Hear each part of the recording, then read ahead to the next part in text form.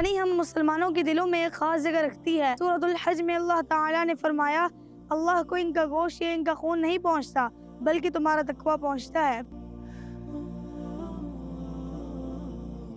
یہ آیت اس کی تائید کرتی ہے کہ قربانی کی قبولیت خالص نیت اور تقوی میں ہے۔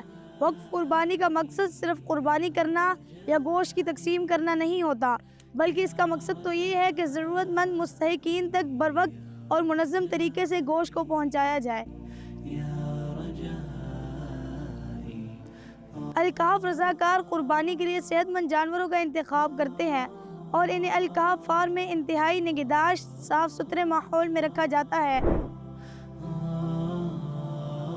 ان کے کھانے پینے کا بھی بھرپور انتظام کیا جاتا ہے۔ ماہر الکحف رضاکار شرعی اصولوں کے مطابق قربانی کرتے ہیں۔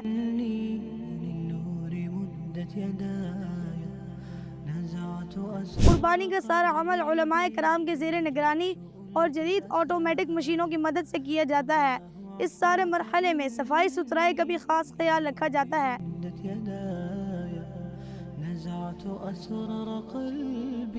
قربانی کے بعد گوشت کی صاف ستھری اور احتیاط سے پیکنگ کی جاتی ہے۔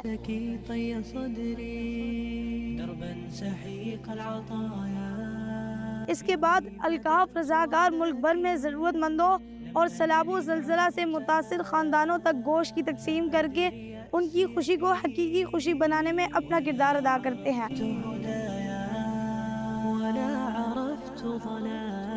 پاکستان کے پسماندہ خاندانوں کی امید اس عید الاضحیٰ کے موقع پر عام سے وابستہ ہے۔ آئیں الکحف ایجوکیشنل فاؤنڈیشن کی وقف قربانی میں حصہ بک کروائیں اور شریعت کے مطابق قربانی کا فریضہ ادا کریں۔ جزاک اللہ۔